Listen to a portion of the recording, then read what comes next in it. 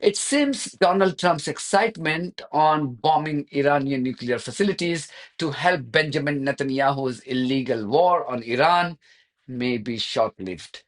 Worse, all indications are showing that this could become one of the greatest military failures by the US.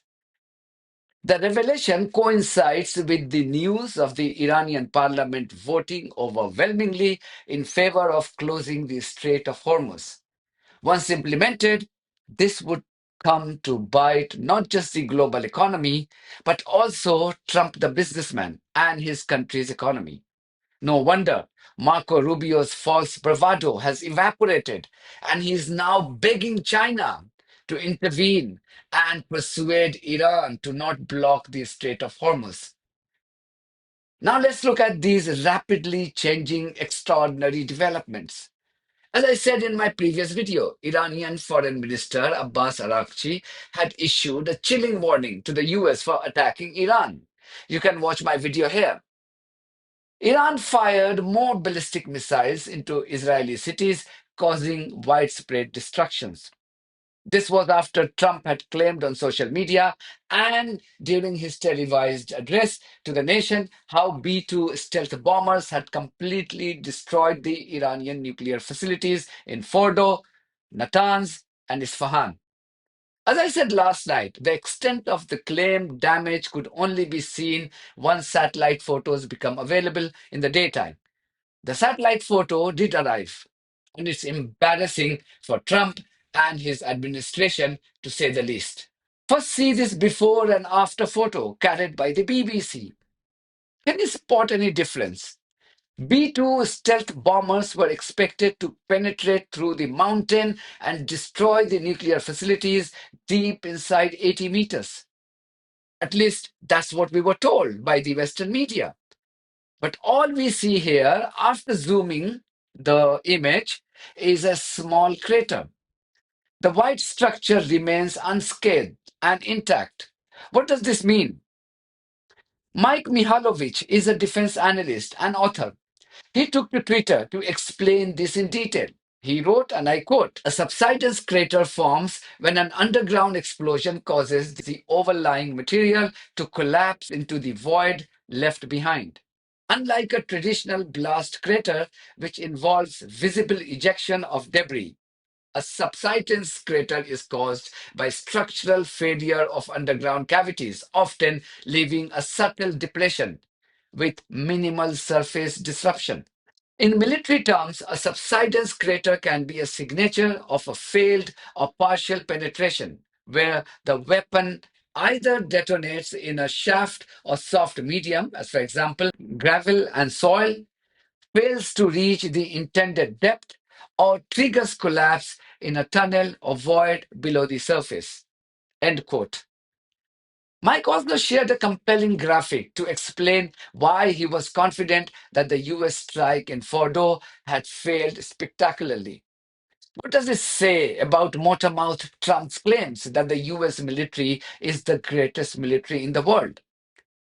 While Iran has not translated its threats against the US interest up until now, the parliament in the Islamic Republic has voted overwhelmingly in favor of blocking the Strait of Hormuz. I don't have to repeat what's already been said about the Strait of Hormuz's significance to the world economy. 20% of the global oil supply passes through this stretch. Can you imagine the catastrophic impact on the inflation globally if Iran manages to make this strait a no-go zone for international shipping industry? Trump had to eat humble pie and request the Houthis for a ceasefire so that they don't attack the US ships in the Red Sea. How difficult would it be for Trump to negotiate with Iran after what he has done to the country to allow the passage of ships carrying oil through Strait of Hormuz? Well, his Secretary of State, Marco Rubio, has already started making a desperate plea, this time to China, requesting them to use their influence on Iran. Secretary, final question here. Do you expect Iran to move to close the Strait of Hormuz to try to disrupt oil transportation across the world? Well, I encourage the Chinese government in Beijing to call them about that because they heavily depend on the Straits of Hormuz for their oil. If they do that, it'll be another terrible mistake. It's economic suicide for them if they do it. And we retain options to deal with that. But other countries should be looking at that as well. It would hurt other countries' economies a lot worse than ours. It would be, I think, a massive escalation that would merit a response, not just by us, but from others. So, look, they're going to say what they need to say. You know, these are the things that need to happen for their own internal politics and so forth. But in the end, we're going to judge them by the actions that they take moving forward. We had 3 objectives. We struck those 3 objectives with decisive force. And that was the point of this mission. And that's what we achieved. What happens next will depend on what they do. They want to negotiate. We're ready to negotiate. They want to get cute and do things that are dangerous. We have responses available that are devastating. Meanwhile, Trump's deputy, J.D. Vance, who was reportedly against the airstrikes on Iranian nuclear facilities, has urged people to pray for the safety of U.S. soldiers stationed in the Middle East. But then, of course, John, if the Iranians attack us, they're going to be met with overwhelming force. And I don't think the president could be clearer about this. If you look at what we did yesterday, John, we did not attack the nation of Iran. We did not attack any civilian targets. We didn't even attack military targets outside of the 3 nuclear weapons facilities that we thought were important to accomplish our goal of preventing Iran from having a nuclear weapon. So how Iran responds, I think, is ultimately the ball is in their court. But if you look at what we did, it was very precise, very narrowly tailored to our objective. And if the Iranians decide to expand this, then that's ultimately their decision, and the President of the United States will respond in kind. Aside from the epic failure of the US and its client state Israel on the military front, both are also facing PR disasters in the West. This was the LBC in the UK. Just see the hammering this British-Israeli propagandist received. The United Kingdom and other Western powers should be saying thank you. Well, of course, the only reason, of course, there are any inspectors in Iran at all is because it's part of the Nuclear Non-Proliferation Treaty that your own country is not signatory to. Can you understand why many people just see a profound hypocrisy here?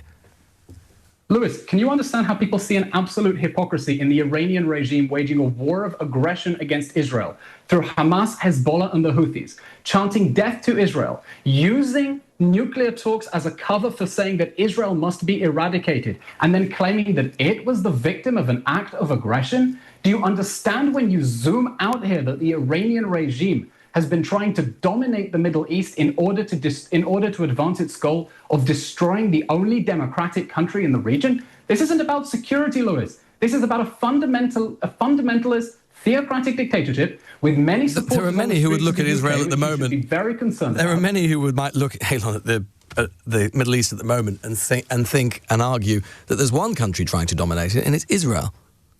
Lewis, Israel is a country 1/80th the size of Iran with a population of 10 million. With nuclear weapons, Israel doesn't have the ability. Lewis, Israel is a tiny country, and I would surprise you and all of your listeners when I tell you there is nothing more that Israelis want than to be left the hell alone. Then there was Emily Thornbury, who continued with her criticism for Netanyahu. Just now, the Iranian foreign minister has confirmed he's to meet President Putin. That doesn't sound like great news. In order to stop Iran building a nuclear weapon, we can't do anything other than negotiate with them. Nothing else is actually going to work. I mean, even those who are responsible now for the bombing of Iran are not saying that they will stop Iran from ever building a nuclear bomb because they have the people and the expertise. They have uranium mines. They can get back on it. So even if it's the very best case scenario is they've put it back a few months or a few years. And can I just say, how regretful it is that the agreement that was come to in 2015 was broken by President Trump, egged on by Netanyahu, and that when President Trump realized that he had to negotiate and was negotiating, that the Israelis began a bombing campaign in the middle of those negotiations. And you cannot have negotiations, of course, without trust. There is no denying the truth that Trump and Netanyahu have pushed the world towards a dangerously uncertain future. Hope their reckless actions, born out of their inherent hatred for people of color, don't cause irreparable damage to the world peace and harmony. That's it for me. Thank you very much for your support of this platform and our journalism on buymeacoffee.com and Patreon. If you too think that our journalism is worth supporting, then you too should consider becoming part of it. Details are there in the description of this video. In the meantime, if you haven't subscribed to my channel, please do so, because that's one of the many ways you can support independent journalism. God bless you all.